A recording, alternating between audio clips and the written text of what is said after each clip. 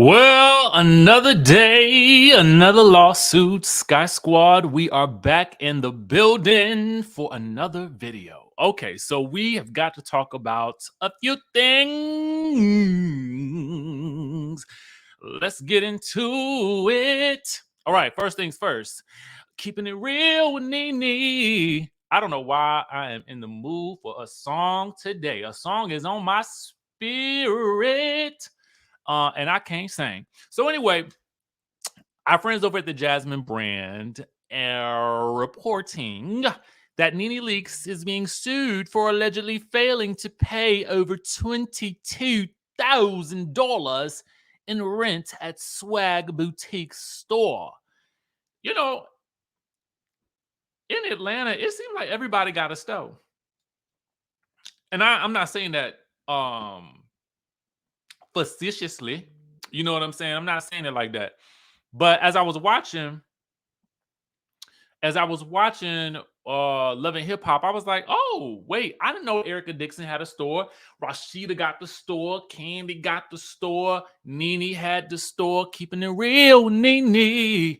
And so this is what's going on with Nene Leakes. All right. So this is also on Radar Online. I also saw this on the Neighborhood Talk as well. So I just want to acknowledge the sources because, that's how we like to do.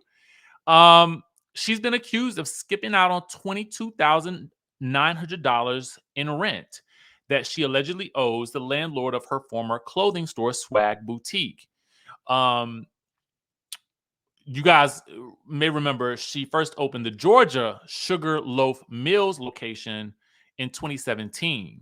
She also had locations in Miami and in Florida, but she had to temporarily shut them down in 2020 due to the panorama. All right. Now, apparently, she did eventually reopen, but soon held going out of business sales at the multiple locations. Now, the landlord of the former Sugarloaf Mills location is claiming that after she initially signed her first lease agreement in 2017, that she extended the contract for another year in 2021. However, when the term ended in 2022, she allegedly never paid off the five-figure remaining balance that was owed.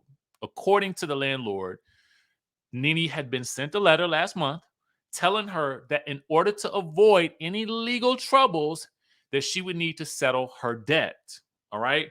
But it appears she has yet to do so. And now the landlord is seeking damages to cover the back rent and their attorney's fees. So they go on to say that, Nene isn't the only person from Real Housewives of Atlanta that's been accused of owing back rent. As you guys know, we previously talked about it on this channel that Peter Thomas, all right, had made headlines after being sued for allegations that he was extremely behind on his rent for the Miami location of Bar One, and he owes about $422,000 in rent, outstanding costs, utility charges, and sales taxes, and more. $22,000. I mean, here's the thing. At the end of the day, I feel like this, in my mind, would be chump change for Nene Leakes. So I'm quite sure this will be handled and resolved and settled in honestly no time. Now, I don't know her pockets, you know what I'm saying? But in my mind, I would reasonably assume because she is doing gigs. I mean, you can actively see her posting about, hosting gigs and stuff like that. I'm assuming now, you got to deal with taxes and stuff like that, but I would assume that this could be taken care of rather easily. And to me, you know what I'm saying? We've definitely heard of people owing way more. All right. And I'm sure, like I said, this will be taken care of. It is only in the news, I would assume, because she is being sued. Now, apparently, if it's only been like a month or so since the notice was sent, let me look down at this story again. All right. She was sent a letter last month. All right. That in order to avoid any legal trouble, she would need to settle her debt. So either maybe she's been traveling, didn't see the letter. I really don't know. Listen, I don't always be paying attention to every little piece of mail and bill that come in because I don't like checking the mail. That's just me. But you know, pay the people, Nene. Go ahead, get rid of this. Don't be like Drew and drop it with Drew. Also, uh, I wasn't going to talk about this because I really don't like. It's very difficult for me to speak about when someone passes on this channel as well as speaking on people's kids. I really don't like to do that. But I will say that Nene did today wish Greg a happy heavenly birthday. So, we just want to make sure that we acknowledge that because as often as we talk about stuff that's kind of scandalous, I want to make sure that we send some warm prayers and thoughts to her and the Leaks family as they deal with this passing, which I'm sure has affected them all greatly. So I want to make sure that I acknowledge that as well, because I think it's important to remember the human aspect of the things that some of our favorite reality stars go through. And y'all send some good energy Nene's way. Whether you like her or not, I think we can all agree that this is probably something that's been very difficult for her. All right. So now that we've talked about that, let's get into something we have not spoken about in just a little bit. And that is Candiace is finally speaking out about that incident. Oh, yes. The argumentation that led into the fight that spread across the nation. Yes, we're talking about when, what's that girl name? Deborah. Deborah from the Real Housewives of Potomac, the associate of, we can't say friend of because she's not an official friend of the show. At least we don't know yet. Okay. She's associated with the show via Ashley Darby. All right. So you guys may recall Deborah got into it with official friend of the housewife, or at least what we have heard is to be official friend, Kiana. After Deborah, according to Candiace says that essentially the drink was thrown at her to her back.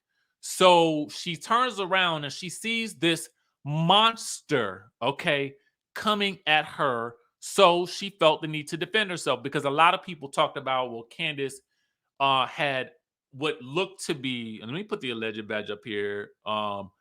Allegedly picked up the bottle because I'm not looking at the footage and I'm not going to play it here on YouTube because I got to keep this content family friendly. But she basically says, listen, if I'm at my place of work and this person strategically waits until after the security and the cameras are down to then come and approach me and then attempt to throw a drink at me while my back is turned, who would not in some way, shape, or form try to defend themselves? She says she didn't realize it then, but the situation was currently being handled by the Kiana. But she asked the question, she poses the question, who would not go to try to defend themselves in some way, shape, or form? But she also goes on to say that she's not really a fighter, but she wasn't going to back down. And I do understand what she's saying. I mean, especially if the cameras are not even going and stuff is still happening, and you're thinking that maybe filming is over, right? I mean, it's kind of an interesting situation. But I also wonder if that's one of the reasons why, you know, one of the things that I've noticed to be a trend is that when Giselle is not when filming wraps, it always appears like Giselle is out, okay? Like, and so we never see her typically out partying with the rest of the people. Probably, she's got the kids at home, or maybe got a boo that she need to head home to. But I always feel like Giselle, and I don't think this is a bad thing. I feel like Giselle is clocking in, clocking out, clocking in, clocking out. Oh, we finished. Y'all rap filming. I'm out this B. Okay, I got to go. I got things to do. All right.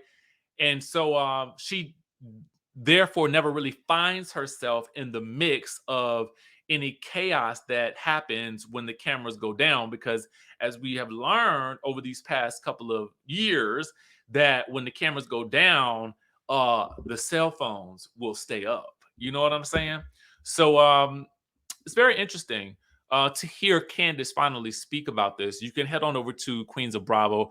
I don't want to play it because this is also the property of So Brooklyn Radio, so I want to make sure to respect that as well. But definitely take a listen. You can hear it in Candiace's words herself. I will place links for both of these stories down in the description down below so that you can, of course, read more about them. And then listen, thank you guys for tuning into the channel. If you haven't subscribed, please go ahead and do so. Also, please make sure to grab a copy of my book if you haven't on Amazon.com.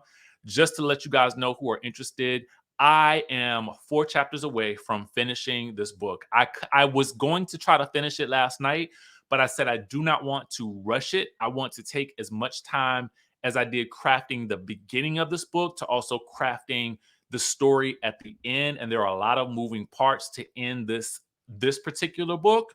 And so I want to make sure that I give you guys the ending that this book so rightly deserves.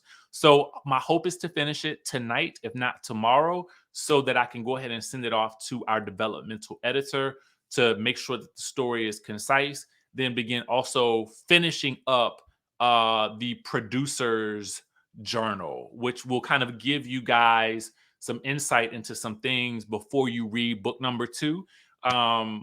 I want to get that out to the mailing list as well, because I know people have been waiting on that. So with that being said, I will catch you all in the next video. So, Desiree Davenport, what are you hoping to accomplish with this show? Honestly, I've lost everything in the most horrible way possible. And listen, I want it all back. I'm willing to build it piece by piece, and I mean brick by brick. Oh, honey, she is done. I bet you a Birkin she doesn't last all season with us. Just watch. I'm Misha Hill, and I'd like to consider myself the matriarch of this dynamic group of ladies. I mean, someone has to keep them under control. I'm Davita Delaney. I mean, I think I could teach these ladies a thing or two about how to get and keep a good man. They said she was a gold digger. She ain't that for me. I'm just really looking forward to being surrounded by other empowering bosses. Yes, I know exactly what she's doing. And if she keep playing in my face, I'm gonna have to let her off her dirty little secrets just like she did to me. And I'm not playing. Let's get this straight. If I brought you into this circle, I just as easily can take you out. She ain't running nothing over here, okay? She needs to be worried about running that household and worried about why that husband of hers is never at home. Oh, hell. Ooh, child, this is about to be a mess. Oh my God, I hate mess. What in the world did I get myself into?